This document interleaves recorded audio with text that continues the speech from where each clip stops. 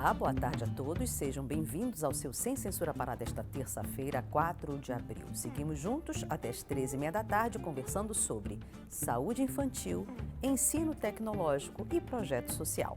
Para quem perde o programa ao vivo, temos reprise todas as noites depois das 11 horas. Durante o desenvolvimento infantil, muitas mudanças trazem aflição para papais e mamães. O desfraude é uma delas. Nesse período, é comum que as crianças façam xixi na cama, mas quando a cama continua amanhecendo molhada, mesmo depois de aposentar as fraldas, a condição precisa ser investigada. Quem explica melhor sobre enurese é o médico Alfredo Abud, que já está aqui conosco. Também vamos conhecer o cursinho pré-ENEM da Escola Técnica Dr. Celso Malcher. As aulas são oferecidas para jovens que querem entrar na universidade. Quem explica sobre a iniciativa é o coordenador, ou melhor, é isso mesmo, o coordenador da ETEPA, Andrei Rabelo. E batemos um papo sobre empoderamento feminino com a advogada Neila Moreira. Ela apresenta um projeto que oferece atendimento para mulheres em situação de vulnerabilidade. Entre os serviços, assessoria jurídica e apoio psicológico. Quem recebe a sua participação hoje pelas nossas redes sociais é a produtora de TV Isabela Leite. Oi, Isabela, boa tarde. Boa tarde, Vanessa. Boa tarde ao doutor e boa tarde a você ligadinho no Sem Censura. Para participar é muito fácil. É só mandar uma mensagem com uma pergunta ou um comentário para o nosso WhatsApp no 988957957 ou participe também pelo Twitter na hashtag Sem Censura PA. Te aguardo. Então vamos lá, estamos no primeiro bloco do dia de hoje. A chamada enurese noturna, ou popularmente mais conhecida como xixi na cama, pode ocorrer de forma semelhante em ambos os sexos durante o sono, embora seja mais comum nos meninos. Perfeito. Contudo, nem sempre as causas são fáceis de identificar, já que o problema pode ser gerado pela própria imaturidade do sistema nervoso central ou mesmo em consequência de algum fator psicológico, trauma, transtorno de déficit de atenção, hiperatividade, entre outras causas. Para falar de diagnóstico e tratamento da enurese, recebemos o especialista em urologia pediátrica, Alfredo Abud. Doutor Alfredo, seja bem-vindo ao programa. Gratidão por ter conseguido um espaço em sua agenda em vir aqui no Sem Censura falar sobre este assunto. Vamos lá. O que a gente pode entender como enurese e por que esse termo? Perfeito, Vanessa. Primeiro, eu quero agradecer a oportunidade de estar aqui com vocês, falando um pouquinho da saúde infantil, da importância do nosso trabalho. E é um assunto tão polêmico, né, que causa muita aflição entre as famílias, socialmente tem um determinado impacto, e a gente poder estar explicando um pouco e dizer que tem cura, que tem tratamento, eu acho que é de grande valia. Bem, enurese, para que você diga que é enurese, tem esse conceito, a criança ela precisa primeiro ter superado a idade máxima para a maturidade neurofisiológica dela, que se espera até os 5 anos de idade. Então, a criança após os 5 anos de idade, que tem perda involuntária da urina ao longo do sono, a gente caracteriza como enurese. Ela tem que ter pelo menos 6 meses de perda urinária após os 5 anos, de forma involuntária, aí a gente caracteriza como enurese, porque tem uma periodicidade também que a gente leva em consideração. Então, o senhor falou que mais ou menos o tempo padrão para a maturidade fisiológica é em torno dos 5 anos de idade. 5 anos de idade. Normalmente, quando as crianças começam a ir para a escola depois dos 2 anos e meio, 3 anos, já é uma preocupação dos pais e mães fazer o desfraude. Como é que entra essa compensação Perfeito. entre o período do desfraude e o início da maturidade fisiológica? Perfeito. E o desfraude é uma coisa muito intrínseca, é de cada um, né? A gente tem que considerar que o desfraude é caracterizado patológico quando a criança não sai da fralda depois dos 5 anos de idade. Sim. Claro que a maioria das crianças alcançam esse desfraude, principalmente as meninas, em torno dos 3 anos de idade. Então, quando mas você não pode o quê? Não pode acelerar esse processo, porque senão Sim. pode levar a outro tipo de problema e atrapalhar nesse desenvolvimento neurofisiológico da criança. Quando é que a enurese passa a ser uma preocupação? Quando começa a dar problema na autoestima da criança, problema social, mexer no ambiente familiar, e isso aí começa a ser um problema, porque de uma forma vital não vai causar nenhum tipo de problema. Tem impacto social, tem impacto financeiro, porque muitos dos pais usam fralda, né? Então, aquele período que eles já esperavam não ter mais esse gasto. Sim. Tem gasto com fralda, além da roupa de cama, colchão e aquela coisa toda. Vou lhe falar algo que eu acho que é a realidade de muitas famílias. Depois Perfeito. dos 5 anos de idade, por preguiça de muitos pais e mães, eles acabam voltando a colocar fralda no momento do sono das crianças, justamente para evitar aquele... O trabalho. Exatamente, de levar a criança, colocar no assento e etc. Qual é o prejuízo que os pais que fazem isso trazem para essa maturidade fisiológica nas crianças? Porque, assim, um dos tratamentos para a enurese é o condicionamento da criança. Sim. E você pode fazer esse trabalho de forma também inversa. Então, quando você condiciona a criança que ela está de fralda e que ela pode urinar ao longo do sono, você, quando tirar essa fralda, você não vai ter continência. Você não vai ter controle urinário. Sim, com certeza. E aí acaba que essa criança se condiciona fisiologicamente a urinar e ela acha que é normal, ela aprende que é normal urinar ao longo do sono dela. Então, pronto, já falamos sobre o item número 1, que seria a fralda, um dos problemas para fazer o controle da urina. Quais seriam os outros problemas que normalmente a gente identifica? O principal é o sono. O sono profundo, que a criança, ao ter a bexiga completamente cheia, precisa desencadear um reflexo, estimular, desencadeando uma informação para que ela está com a bexiga cheia e que ela precisa ir ao banheiro. Sim. Ela precisa acordar para ir ao banheiro. Algumas crianças não conseguem ter esse estímulo. Então, muitas das vezes, a bexiga mesmo cheia, disparando o estímulo, ou o estímulo foi insuficiente para que ela acorde. E aí ela transborda, ela perde. Acaba que ela relaxa o esfíncter e acaba perdendo o xixi. Esse é o principal problema. Claro que tem outros problemas relacionados. Onde é que entra o descontrole com relação ao sistema nervoso central ou transtorno de déficit de atenção, entre outros traumas? Sim, aí a gente está falando de enurese secundária. Perfeito. Quando ela está relacionada a algum trauma psicológico. Inclusive, os pais precisam ter muito cuidado no manejo do tratamento desses pacientes. Porque, às vezes, muitos dos pais que chegam ao consultório acham que a criança é manha da criança, ou a criança já... Porque, geralmente, são crianças que já têm um controle diurno. Elas vão ao banheiro com frequência, não tem perda urinária. E quando eles passam a fazer isso à noite, os pais, às vezes, não conseguem entender. E aí acabam reprimindo essa criança. E aí a autoestima, então, é uma coisa cíclica de forma negativa. Como é que deve ser, então, o comportamento dos pais no sentido de ajudar a sua criança? Acolhimento, acima de tudo. Entender e participar. Uma vez diagnosticado, saber que a participação da família para o tratamento é a coisa mais importante. Então vamos lá, vamos falar do tratamento. Quando é assinalado o tempo para buscar ajuda profissional? Então, a partir dos 5 anos, né? Ou seja, crianças com 6, 7 anos de idade, que já estão tendo algum tipo de transtorno, algum tipo de problema relacionado à autoestima, à questão social, familiar, essa criança precisa de ajuda. Então, mas a gente tem que levar em consideração também, Vanessa, que a enurese, muitas das vezes, ela tem um tratamento espontâneo, resolução espontânea. Então, as crianças têm uma média de 15% de chance de resolução espontânea a cada ano. Então, a criança que completou 5 anos, ela tem 15%, e é acumulativa, é isso que eu quero falar. Então, por exemplo, ela completou 5 anos de idade. Aí, no primeiro ano, entre 5 e 6, ela tem 15%. A partir do 6, ela vai para 30% e assim por diante. Então, a tendência é uma resolução natural, certo? Só que isso requer tempo, vigília, manejo. E muitas das vezes as famílias não têm essa paciência e precisam de ajuda, até porque interfere no comportamento. É aquela criança que não vai na casa de um parente, não vai na casa de um colega. Sim. A família tem problema num hotel, entendeste? E aí, durante uma viagem, e aí a criança sofre bullying, Com certeza. né? Então ela acaba evitando, retraindo socialmente a criança, a família, de uma forma de proteção, para que não sofra bullying. Então imagina uma criança indo para casa de colegas, fazer um evento à noite e ter que usar fralda, ou então urinou na cama, né? Então a gente tem que ter cuidado em relação a esse desenvolvimento social, esse desenvolvimento psicológico das crianças.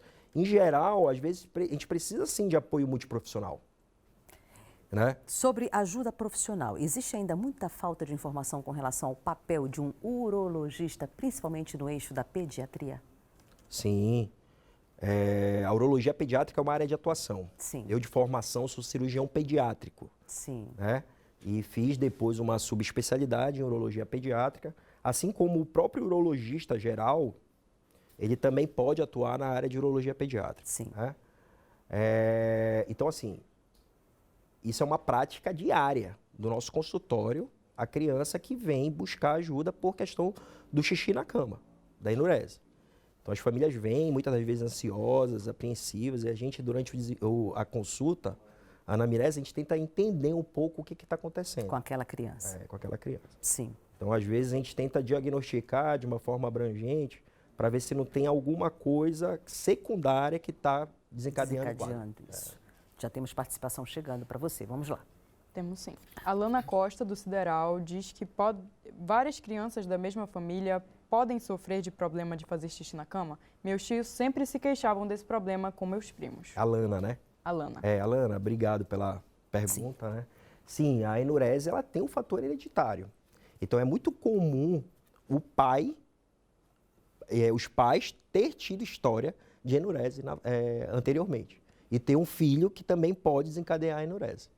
Vamos falar da enurese na fase adulta. Sim. É a mesma terminologia que se usa? A enurese, em geral, que é a perda involuntária do xixi. Mas na fase adulta, em geral, Vanessa, está relacionado à embriaguez, muitas das vezes. Olha. Né? Ou uso de algum medicamento para sono, né? Ou então, que aí tem um problema do despertar profundo, Sim. aquela coisa. Ou está relacionado a alguma outra patologia, que está levando a uma disfunção vesical, que é a disfunção da bexiga. Sim. Existem patologias que são adquiridas ao longo da vida que podem desencadear a perda urinária, a incontinência. E aí essa incontinência, às vezes, muitas das vezes, não é só noturna, ela é diurna e noturna. Além do tratamento clínico, quais outros tratamentos são indicados para curar a enurese? A enurese? Então, o tratamento clínico, inicialmente, é o manejo comportamental da criança. Então, o que a gente orienta? O que a gente pode entender como manejo? Exatamente. Então, ao longo do dia, a gente precisa trabalhar essa criança para que ela chegue mais preparada à noite. Ou seja, estimular que ela frequente de 2 a 3 horas o banheiro regularmente. Sim. Né? Que ela tenha esse comportamento, esse condicionamento. Mesmo que não tenha vontade de fazer xixi? Mesmo que não tenha, para estimular a frequência, né? Como eu falei para você, que tudo é uma questão comportamental e de condicionamento. E aí, ao longo do dia, a gente pede para que ingira bastante líquidos ao longo do dia, porém a gente restringe, não é totalmente, mas diminui a ingesta de líquido. Já que ela bebeu bastante água ao longo do dia, geralmente chega à noite sem muita sede. Certo. Né? E aí, no período noturno, a partir das 17, 18 horas, a gente acaba pedindo para que diminua um pouco a ingesta de líquido, mas claro, não deixando a criança com sede. E aí, antes de dormir, a criança precisa esvaziar a bexiga, de forma total, né? Esvaziou a bexiga. Então, o que a gente orienta hoje? Primeiro, paciência, entendimento. O ato de deixar com fralda não é uma boa, Sim. né? E os pais precisam participar. E como eu falei que o principal problema relacionado à enurese é o sono profundo, a gente precisa trabalhar isso. Sim. E aí, hoje, o melhor tratamento para enurese primária, no caso, que é aquela criança que só tem, ou seja, tem um controle diurno do xixi, ela só tem como sintoma principal, clínica principal, a perda do xixi durante a noite. O melhor tratamento hoje é o alarme, que são aparelhos, Vanessa, que dotados de uma sirene, geralmente tem um cabo, Olha. e ligados a um sensor, e que a gente coloca na roupa íntima da criança. E uma vez que esse sensor, que está na roupa íntima da criança, entra em contato com o líquido, o xixi, ele vai disparar uma sirene. E isso, de uma forma neurofisiológica, estimula, né, o reflexo da retenção. Então, a criança acorda com o alarme, com a sirene, e ele vai se condicionando, que ele perdeu o xixi e ali ele conteve. E aí, ou ele mantém o sono, para ali, mantém o sono, ou ele vai ao banheiro e consegue esvaziar o xixi. Claro que a criança precisa participar desse processo. Nós estamos falando de crianças acima de 5 anos de idade. Perfeito. Então, são crianças que, de forma lúdica, inclusive, a gente pode ajudá-las. Ah, né? perfeito. A participar Perguntar, elas da têm terapia. essa compreensão do que está acontecendo? Exatamente. Eles também muitas das vezes manifestam o desejo de parar de urinar na cama, Sim, de com perder certeza. o xixi. Então, assim, eu tenho uma prática no consultório de fazer eles participarem, de retroalimentar. Então, o que é que a gente faz? Geralmente a gente usa um calendário, né, do mês, e a gente coloca ou um solzinho e ou nuvenzinha com chuva, Sim. ou um sorrisinho e uma cara de tristinho, Sim. para que ele consiga, ao longo do mês, desenvolver como é que está sendo essa frequência da perda urinária. Perfeito. Você entendeu? E aí ele quer também ser estimulado para que ele possa ter o maior número de sorrisos ao longo do mês. E quando essa enurese ela aparece depois de feita e entrada essa maturidade fisiológica, os pais já perceberam que a criança realmente consegue ter o controle do esfíncter, mas de um momento para o outro desencadeia um descontrole total de cunho emocional. Perfeito. Aí a gente está falando da enurese secundária. Sim. Né? Ou seja, aquela criança que chegou ao período de continência neurofisiológica, ou seja, passou dos 5 anos de idade. Sim. Aí ela ultrapassou 6 meses continente, completamente continente, nunca teve mais de 6 meses, né? Porque antes de 6 meses, se ela tem perda urinária, ela não teve continência. Para a gente dizer que a criança é continente, além da idade, ela precisa ter alcançado 6 meses sem perda do xixi involuntário na cama. Aí tá. Aí ela passou os 6 meses tendo controle urinário ao longo do sono. E aí, após esse período, 6 meses, 1 ano, 2 anos, que ela era completamente continente noturno, ela começa a perder xixi. Esse é um problema. E geralmente isso está relacionado a algum problema secundário. Ou uma doença Sim. que está desencadeando esse problema neurofisiológico, que aí a gente tem várias doenças, ou algum transtorno psicológico também. Perfeito. Você entendeu? Que pode ter um atraso. A gente vê hoje, com muita frequência no consultório, os autistas. E que é muito comum no autismo, né? Ontem mesmo eu estava no consultório e eu recebi uma família que a criança com diagnóstico de autismo e que a queixa principal era a perda involuntária do xixi na cama. E eles usavam fralda na criança. Para eles, não dava problema em usar fralda, porque era uma criança de 7 anos de idade. Sim, com certeza. Por ser autista, vivia dentro de casa, naquela redoma e tal. Mas eu, como médico, percebia que a criança pode sim alcançar a continência.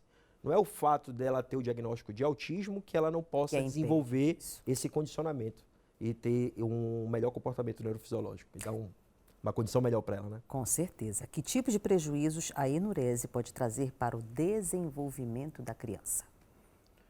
Autoestima, psicológico, né? É uma criança mais embotada, mais retraída socialmente, né? Por isso que a questão psicológica ela precisa ser bem manejada, bem trabalhada. Então é mais nessa natureza. Agora, do ponto de vista vital, não vai ter... Geralmente essas crianças são saudáveis do trato urinário, você entendeu? Não tem nenhum tipo de problema relacionado a isso. É mais a questão mesmo psicológica, social, comportamental. Tem algum tipo de campanha desenvolvida pela Sociedade de Urologia no Brasil que faça uma campanha de alerta com relação à enurese? Então, a gente tem... Eu faço parte da Sociedade de Cirurgia Pediátrica, Sim. da Associação Brasileira de Cirurgia Pediátrica. A gente tem o mês de alusão ao o tratamento de patologias urológicas, Sim. que é o Novembrinho Azul. A gente chama de Olha Novembrinho que Azul. bonitinho. Tem o Novembro Azul, né? E o Novembrinho? Os adultos, relacionado a câncer de próstata, aquela coisa toda.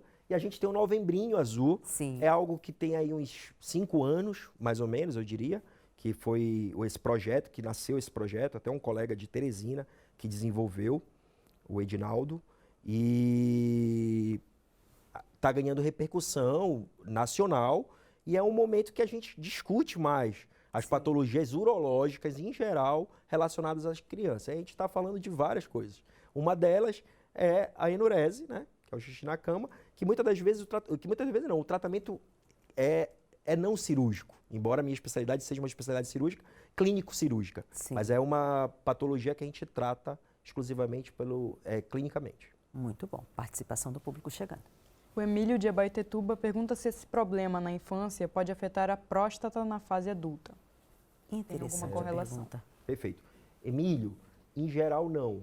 não é a enurese durante a infância, se não teve o tratamento adequado, não vai desencadear nenhum problema na próstata. Porém, problemas na próstata na fase adulta, que podem desencadear sintomas, principalmente obstrutivos, podem levar a ter perda urinária ao longo da noite. Aí, ou seja, é a próstata causando enurese secundária, mas não a enurese que não foi tratada no período infantil que está causando problema na próstata. Perfeito. Tá certo? Mais participação.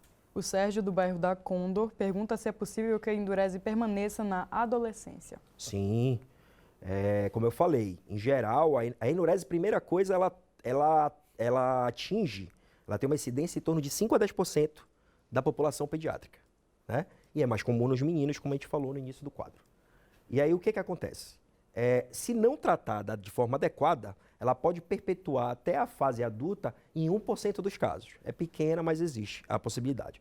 E claro que, lembrando que ela tem a resolução espontânea e essa resolução é acumulativa em anos, Sim. 15%.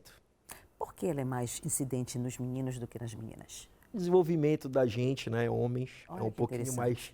interessante. Ou seja, as meninas a gente acaba brincando, né? Mas, de alguma forma, isso não tem um estudo, nenhuma teoria que realmente explique. Mas faz parte do desenvolvimento neurofisiológico das meninas, que parece que é de forma mais precoce do que os meninos. Inclusive, o desfraude das meninas é mais precoce. Em que momento é necessário recorrer ao uso de medicamentos que possam reduzir a produção da urina? Perfeito. Então, existe a enurese relacionada a aumento da produção de urina. Então, existem patologias que levam ao aumento da produção da urina. A diabetes é uma delas. Olha Né? só.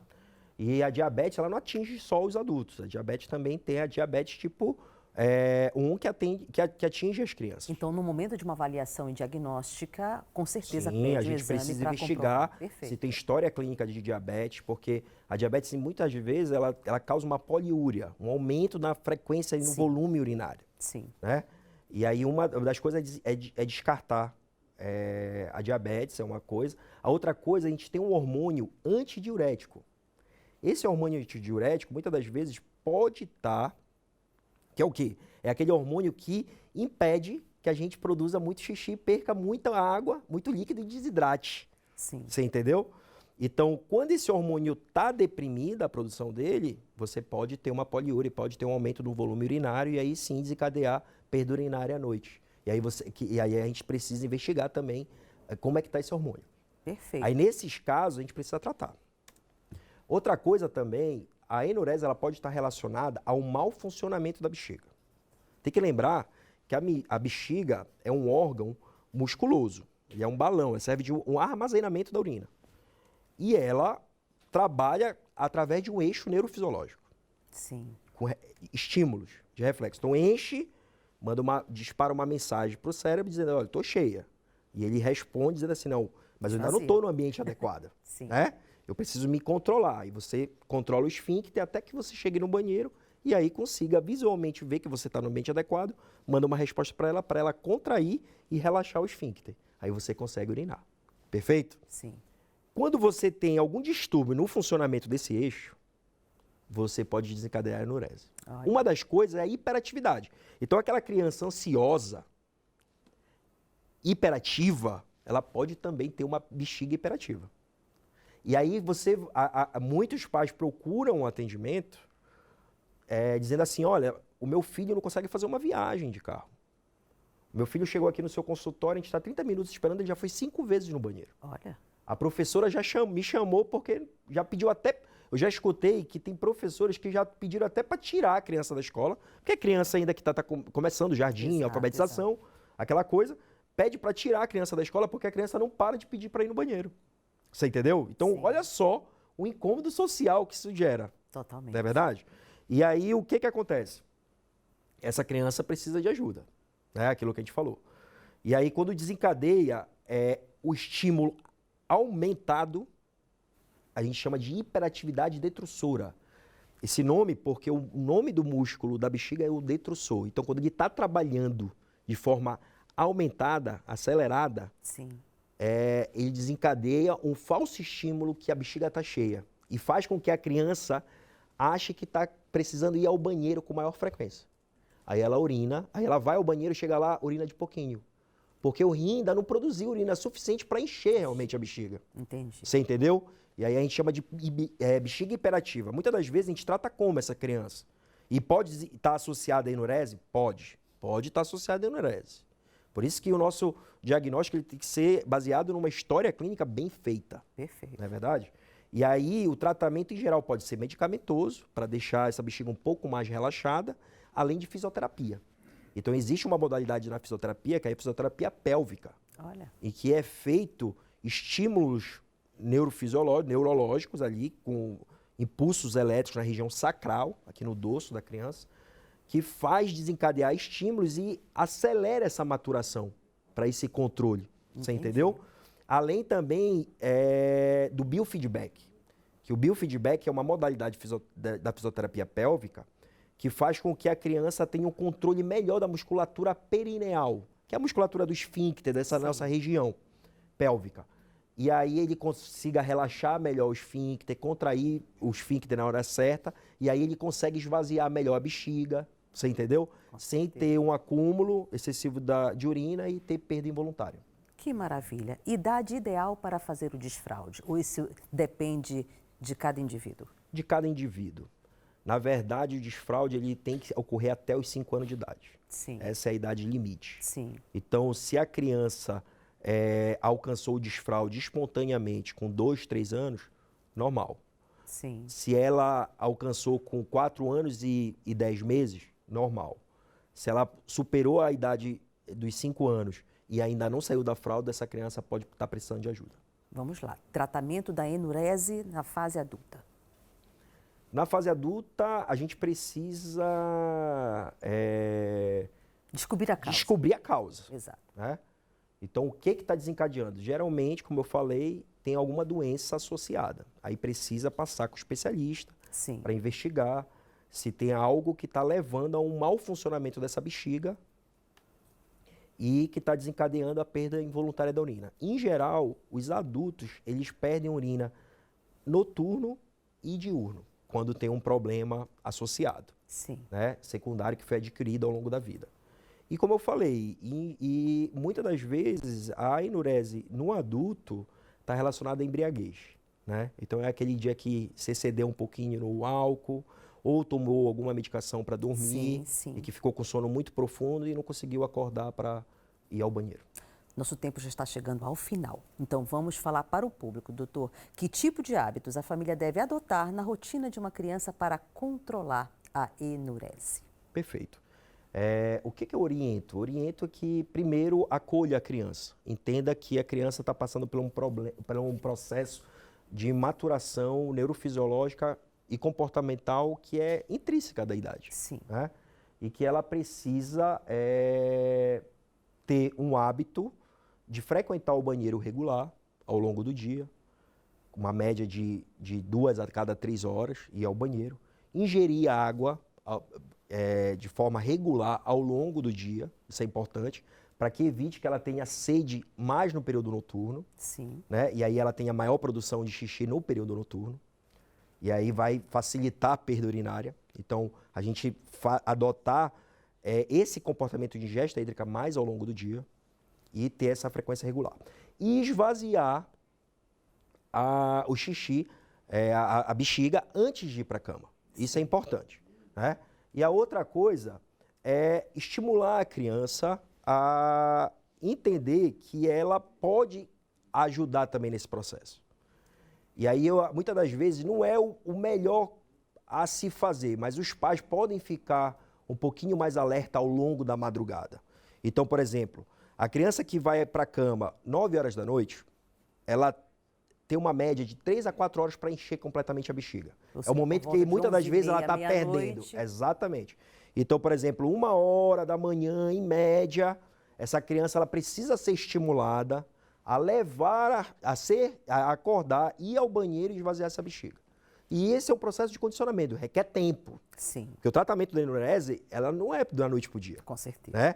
Então, a enurese, muitas das vezes, e o melhor tratamento, como eu falei, é o alarme, ele pode chegar a ter uma resolução em 70% dos casos. Só que o tratamento ele varia em torno de 4 a 6 meses. Olha. Então precisa paciência, cooperação familiar e todo um manejo.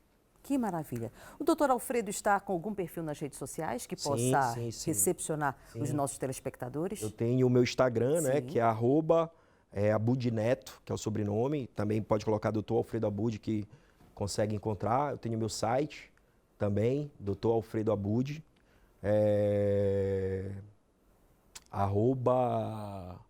@.com. Sim. E eu tô no TikTok também, viu? Ah, uma tá vendo novidade. só?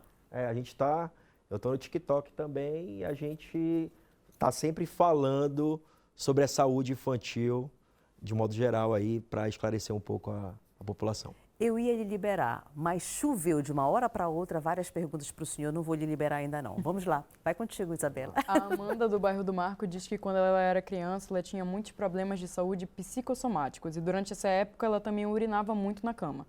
Podia estar relacionado? Com certeza, Amanda. Com certeza. Isso aí, eu não sei como foi o tratamento. Também medicamentos que induzem ao sono e ajudam também pioram muito a questão do despertar ao longo da noite. Isso pode ter influenciado. Até a terapia mesmo. E o próprio problema em si. Né? Eu não sei exatamente o que ela passou, como é que foi feito esse tratamento, mas tem relação sim. Pronto. A Lilian do Jurunas pergunta qual a melhor forma de fazer o desfraude. Essa já foi respondida. Já. O uso do penico é recomendável ou tem que ir direto? Olha, boa pergunta. Ah, é legal, né? Que bacana. Olha, o pinico, é porque assim, depende da questão social das famílias. A gente tem que entender que nem todo mundo dispõe de um banheiro no seu quarto. É isso? Isso facilita bastante. Então não é a realidade da maioria da nossa população. Às vezes o banheiro está distante, até fora de casa. Né? Com certeza. E aí, a questão da facilitação ajuda muito no processo. Então, o velho pinico da vovó, que a gente chama, ajuda sim. Você ter o pinico que facilite acordar a criança, ele esvaziar a bexiga e logo voltar para o sono, até para que ele possa ter uma noite regular de sono e não atrapalhe o dia seguinte, é válido sim. Excelente. É uma boa estratégia. E a Bena do Tapanã pergunta se é verdade ou mito que dormir em rede faz com que a criança faça mais xixi de noite. Olha, interessante. Então, isso não tem nenhum estudo, nada médico que fale isso daí. A gente, como bom paraense, já escuta isso várias vezes, né? Exato. Isso tá aí, é uma coisa que nos incentiva. Quem sabe eu não posso fazer um estudo aí observacional, colocar a criançada toda para dormir na rede e ver como é que eles se comportam ao longo da noite. A gente se preocupa muito com o xixi na cama noturno. E o xixi na cama diurno? Normalmente quem tem filho homem tem aquele tesão do mijo do início da manhã. Você vai fazer o asseio na criança, de repente você se surpreende com um jato de xixi. Como é que deve ser procedido dessa forma? Leva também a criança, mesmo em estado de sono, para fazer o xixi no lugar correto? Os meninos, em geral, eles dão um alerta, né? O PEN geralmente entra em ereção. Sim. Pela manhã. E a bexiga, se não fez xixi ao longo da noite, a bexiga deve estar completamente cheia. O que eu oriento é, antes de fazer qualquer manobra de limpeza, de higiene na criança, leva até o banheiro antes, esvazia a bexiga e depois você dá o banho, dá o asseio e tudo mais. Tá ótimo, doutor Alfredo. Mais uma vez, ficamos Obrigado, agradecidos com a sua presença aqui. Programa reprisa mais tarde, então avise a turma para acompanhar o programa mais tarde na nossa reapresentação. Espero ter ajudado você. Foi muito útil, com certeza. Vamos então, gente, a um breve intervalo. Daqui a pouco a gente volta para mais Sem Censura Pará. Continue participando. Até já.